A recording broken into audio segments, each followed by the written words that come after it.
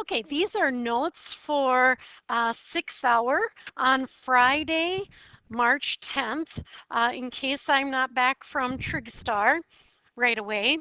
And so I'll be recording an entire lesson. If I come in, we can either continue this or I will just take over. So in lesson 1.5, you learned that g of x and f of bx then equal, if g of x equals f of b times x, then g of x is compressed horizontally if the absolute value of b is greater than 1, or expanded if the absolute value of b is less than 1.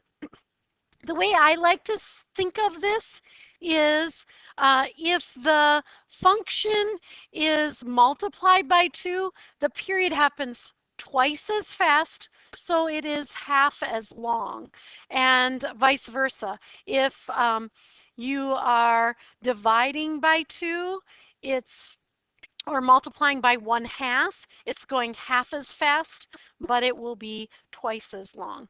So the period of sine and cosine function, remember that the plane sine function, if f of x equals sine x, has a period of 2 pi. So we want to remember that that's what the general period is. Then if we have an equation like this, where now we're going to have this b value that's multiplied times x, then that's going to change the period. And so you want to know these two things, that the period of a sine or cosine function is equal to 2 pi, which is the period of the plane sine or cosine function, divided by the absolute value of b. The other piece that you want to know is that the absolute value of b is equal to 2 pi divided by the period.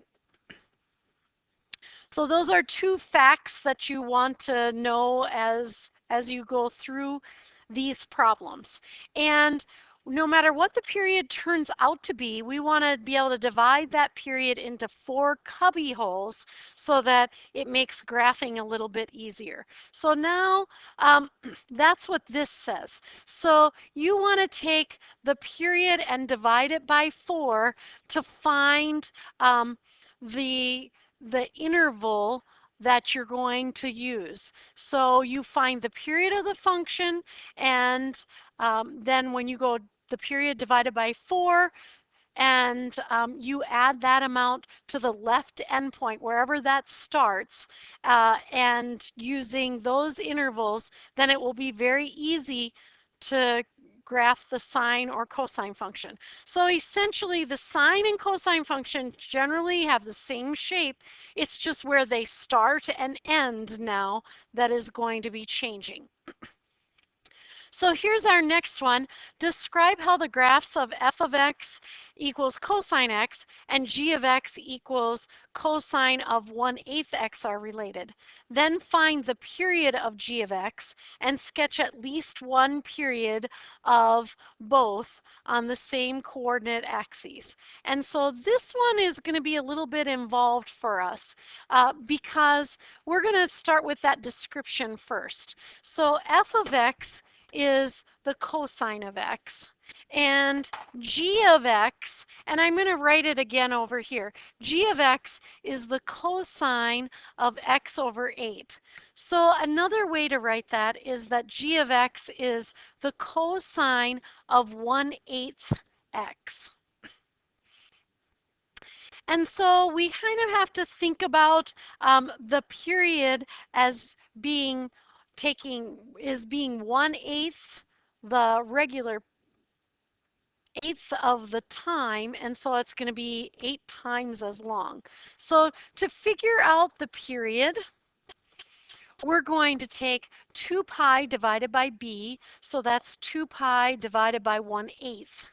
And then we're going to invert and multiply, so that's 2 pi times 8 over 1. So 16 pi. We have to go all the way from 0 to 16 pi in order to graph this function. So yesterday I was using 2 boxes for even just a half a pi, and now I'm just going to use 1 box for 1 pi because I'm really only going to get one of the cosine of x over 8 periods drawn on my graph.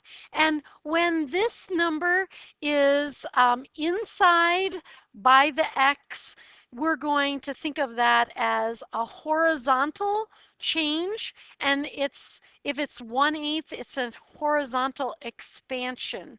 And so we have to write that a little bit differently. So this is expanded horizontally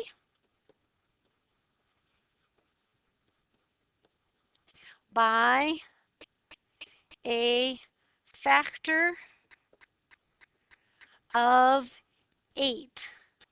And notice that it's 1/8 that we're using, but because that goes on the bottom of the fraction, we're really taking that 2 pi and multiplying it by 8. I think that's illustrated best right there. So we're taking that 2 pi, which is a period, and we end up multiplying it by 8. So even though the coefficient of x is 1/8, since that goes in the bottom of that fraction, and then we flip it upside down, we say that it's expanded or horizontally by a factor of 8. So that's an expansion horizontally of a factor of 8. And remember, things that are left and right seem to be the opposite of what they might be otherwise. So the period is 16 pi. So to lay this one out, I'm going to put my axes way at the end here and still kind of be in the middle somewhere. And on this one, I know that I need 16 pi to get that second graph. So I'm still going to graph cosine first, but I'm going to set up my axes just by pi's, and let me think about how I'm going to make that axis work. And it's going to be a little tricky for me to get that on there. So I'm going to have to count by pi's. 1, 2, 3, 4, 5, 6, 7, 8, 9, 10, 11, 12, 13, 14, 15, 16 pi is going to be right there. So I'll maybe count them out by fours. 1, 2, 3, 4. So there's 4 pi, 5, 6, 7, 8 pi, 9, 10, 11, 12 pi, and so on. Now, remember, the regular cosine function has to be between 0 and 2 pi. So just in that first 2 pi little area, so I'm going to write with yellow and then I'll erase that. There's 2 pi right there. So I want to think of 0, and then halfway between is my pi over 2, and then there's my pi, and then there's my 3 pi over 2 halfway between there, and then 2 pi is right there. So what I'm going to do, instead of writing any of those in, let me just get rid of all that yellow mess. Instead of writing any of that in, I'm just going to make little marks in here. And one thing I will do maybe is I'll mark every 2 pi instead of every 4 pi. So I'll call that 2 pi. I've got 4 pi. I'll put in 6 pi, 8 pi, 10 pi, 12, 14 pi is right here. And I might make those just a little longer, the ones that, because those will be the end of a period. And so really, when I think about this, I should be able to get 8 periods of the regular cosine function on this graph. I'm certainly going up 2 to be my 1, 2 boxes to be my 1, and 2 boxes to be my -1, because we're not changing the amplitude at all, and you might even go a little higher just to be able to draw those. So then I'm going to make super tiny, just little marks in between every one of those. And so I need to have a key point for the regular cosine at every one of those. Whoops, I went a little too far, but I'll just leave that one there. as I go. So I'm going to use red for the cosine of x, and I'm going to remind myself of what a cosine function looks like from 0 to 2 pi. So there's pi and there's 2 pi, and I'll just make those marks. What happens is I have my first point is at the top, then the middle, then the bottom, then the middle, then the top. And that's how I get kind of that cosine function. So now I have to put 8 of those on. That's what I'm going to do so I can really see what's happening here. I'm going to put 8 of those on this graph. And so at the very beginning, I'm starting at positive, my top, and then halfway between a box, I'm going to the middle, and then the bottom, middle, top, middle, bottom, middle, top, middle, bottom, middle, top, middle, bottom, middle, top, middle, bottom, middle, top, middle, bottom, middle, top, middle, bottom, middle, top, middle, bottom. I sound like a broken record. Middle, top, and now I have all my values on there, and now I'm just going to try to carefully draw a smooth curve. I might just make my marker a little thinner just to kind of help myself there. And so when I do this, I'm just carefully drawing that in. If you didn't keep up with me as I'm doing this, feel free to pause this as needed in order to catch up. Oops, and I can stop right at the top of that. So then I've got 8 periods. So I'm going to trace one of the periods in yellow just to kind of see it. So here's one period of that cosine function. And then I'm just going to slide it down and count out all 8 of those just to see them. So 1, 2, 3, 4, 5, 6, 7, 8. And so there are 8 of those plain cosine. So the red is y equals, or f of x, I should keep it f of x. The red is f of x equals cosine x. And so when we put this in our key terms before, that was one period from that very beginning slide, just to kind of know that's what we were doing there. And then we're going to use green to do this g of x. So g of x equals the cosine of x over 8, or that 1/8 x. And for that one, I'm going to plan just a little bit below here. So I'll leave that up there. But I'm going to plan for that a little bit below here, and so that I can just kind of think that through a little bit. So remember, the 16 pi is the period, and so I'm going to graph g of x equals the cosine of 1/8 x. And we just said that the period is equal to 16 pi. So I want my 4 cubby holes, and so I'm going to plan it out just down here. 16 pi is at the end, so the middle would be 8 pi, and then the middle of that is 4 pi, and then the middle of those two is 12 pi. So I've got 4, 8, 12, and 16. So I have to kind of think about those markings, and that's going to be my, my 4 cubby holes are just going to be at 0, 4 pi, 8 pi, 12 pi, and 16. And that's where I'm going to get my marks that I need. So remember, cosine starts top, middle.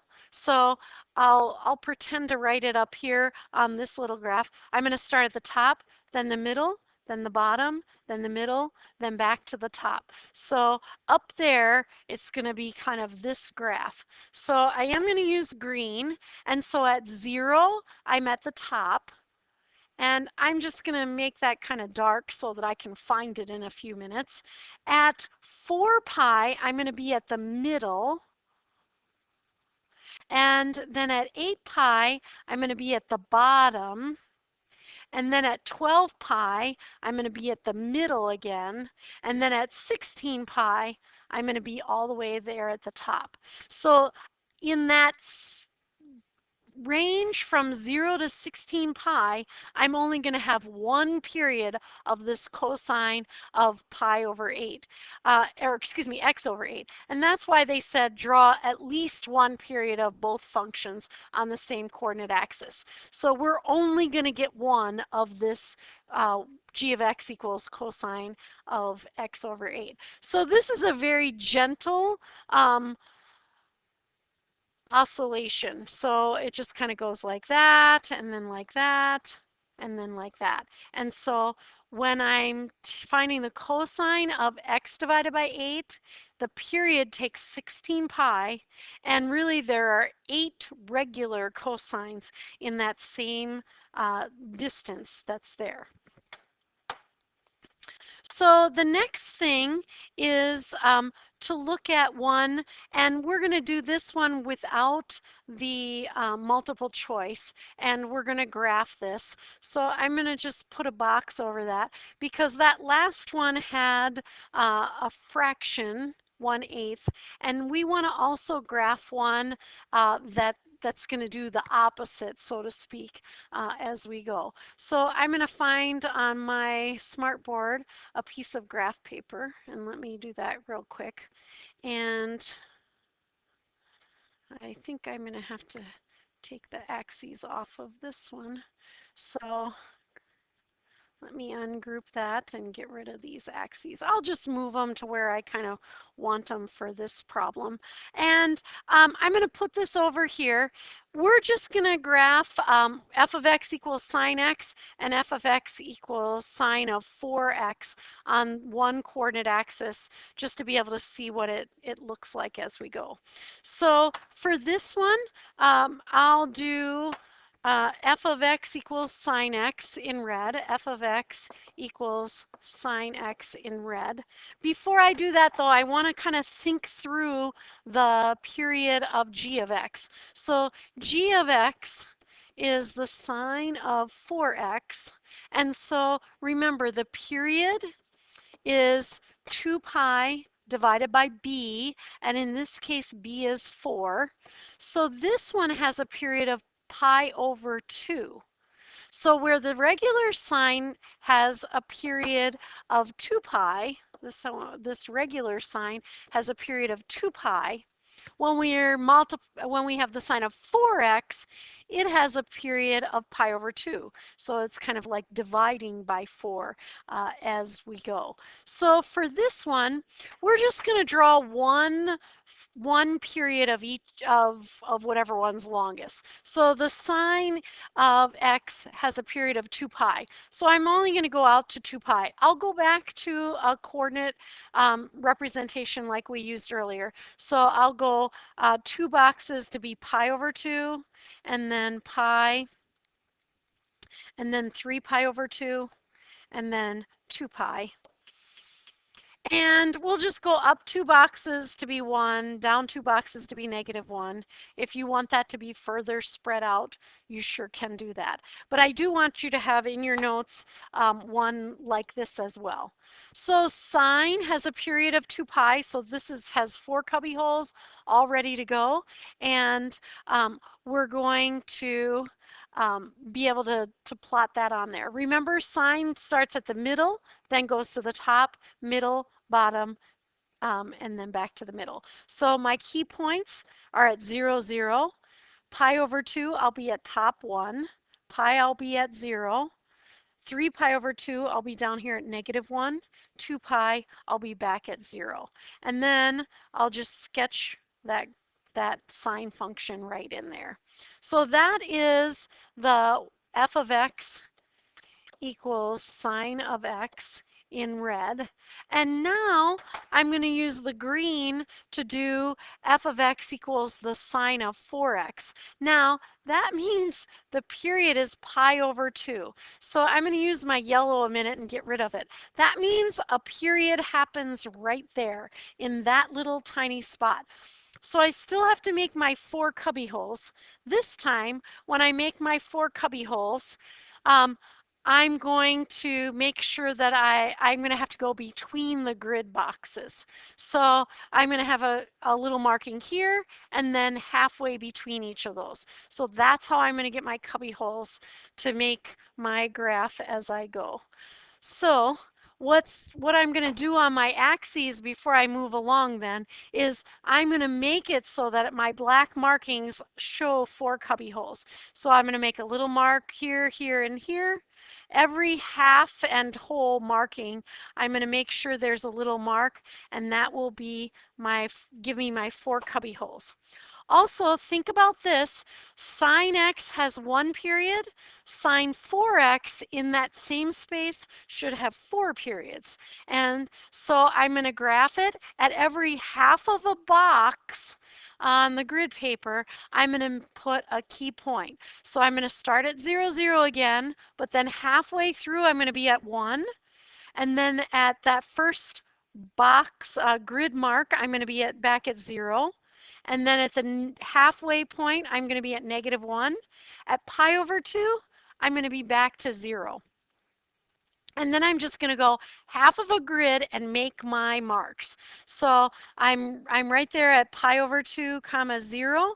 And then I'm going to go halfway, and I'm going to go max, middle, min, middle, max, middle, min, middle, max, middle, min, middle.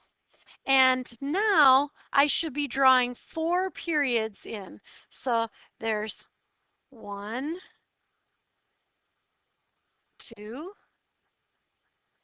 3, 4. And so that's a good illustration of the difference here. So when I have sine 4x, the period is 1/4 of what it would have been. And so things are happening kind of, I'll say, faster as we go. And this is considered compressed horizontally. So g of x is compressed horizontally.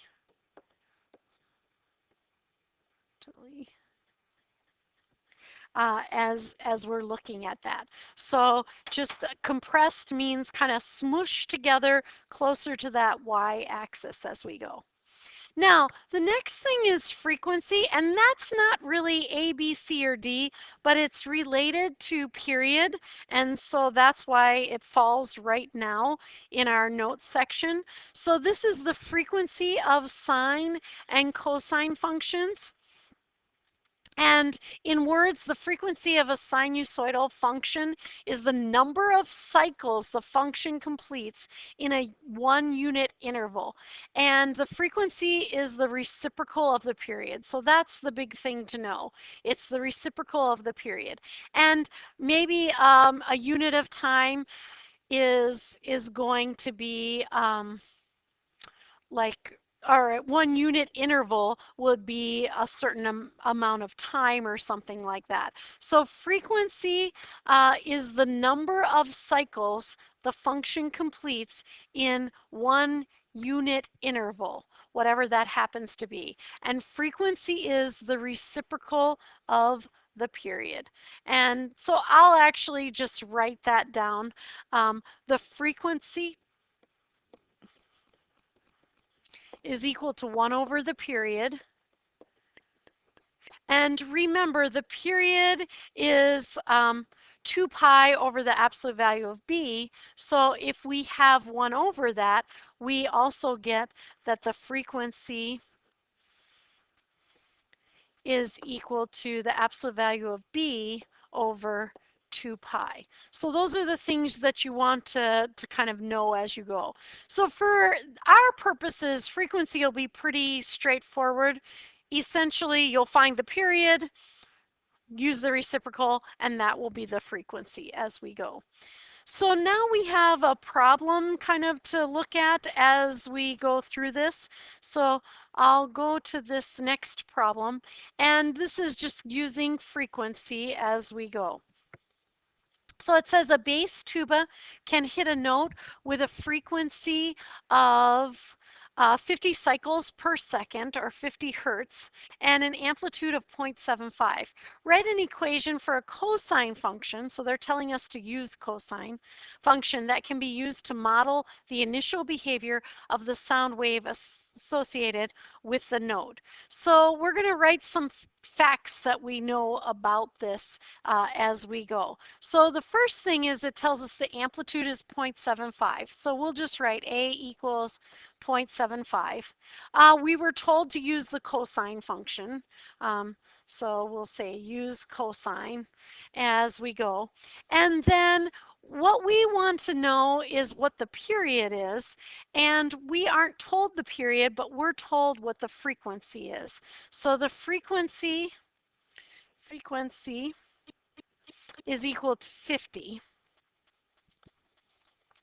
And so the period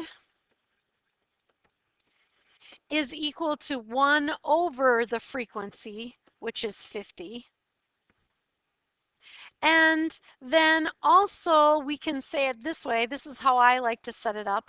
The period is also equal to 2 pi over the absolute value of B. And then I'm just going to take this, and really I'm going to get rid of this little equal sign I had by period, and I'll put a little colon there instead. So then I'm going to cross multiply, and I get B equals 100 pi. And, oh, I'm sorry, I forgot that that was the absolute value. Since it's the absolute value, that of B is 100 pi, that means B could truly be positive or negative 100 pi. And we can pick whichever one we want. You know, kind of think about the fact that we're not given super directive about what's happening there. So it's going to be oscillating back and forth like this. So if it's negative, it's just going to go, oops, I missed that. It's just going to go like this instead. So we can just pick the positive since we weren't given a directive. And so we'll say let B equal positive 100 pi. So now I have B and I have A, and so we're going to write a cosine function. We know Y equals A cosine B, and in this one it's time, so we're going to call that T instead of X. And then these are the only things we've manipulated so far. So Y equals 0.75 cosine of 100 pi T. So there is our function that we would use for this situation. Now, the next thing is phase shift.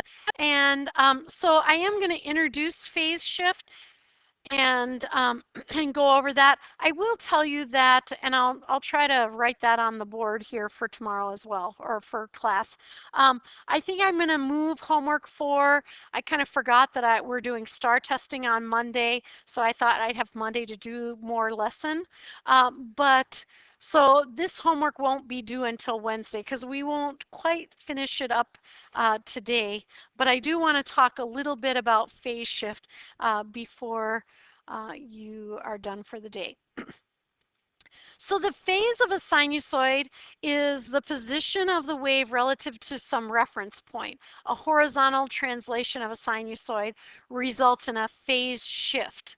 And so that's kind of maybe a little more difficult to understand, but essentially it's like taking our trig function, and they're using some cosines and sines. I'll just use a sine function, and there it is. And I'm going to clone that. And then I'm going to say what this is doing is it's going to be a phase shift. It's like picking it up and moving it left or right. And we've moved things left or right before as we've done that. So if you look at these three graphs that they've got on the board here, or that are on the board here. Here's y equals cosine x. So I'm going to do one period from 0 out. So it's top, middle, bottom, middle, top.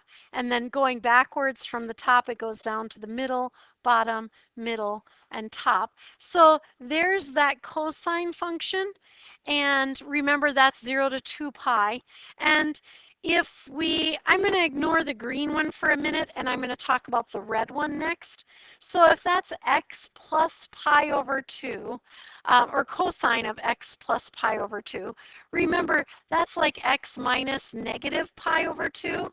So that's shifting this to the left pi over 2. So it's really taking, and I'm going to just write it in red here and then move it. It's taking that top point and it's moving it left pi over 2 to right there.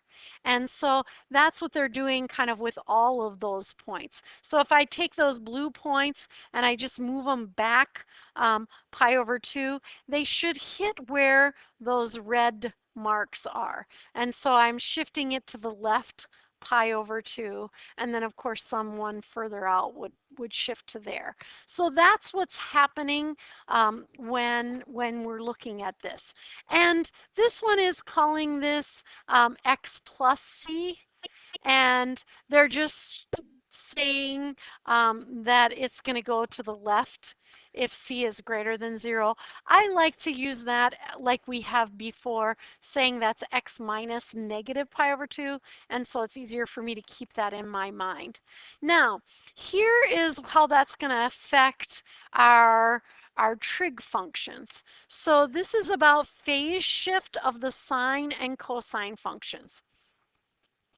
Phase shift, like picking it up and moving it left or right horizontally.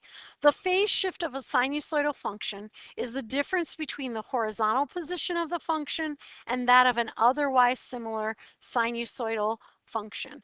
And this little piece is a little hard to read down here, so I'm going to rewrite it. So we're looking at these situations where we have y equals a sine parentheses bx plus c plus d, or y equals a cosine parentheses bx plus c close parentheses plus d.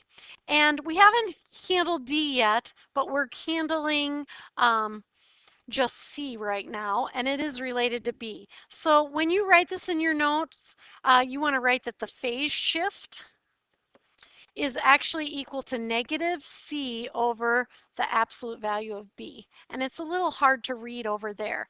I want you to think about the fact that, remember, we've talked about factors in our lives quite a bit. If you take this piece that's bx plus c as kind of a factor, bx plus c, and think about finding the 0. We take bx plus c, set it equal to 0. When we subtract c, we'll get bx equals negative c.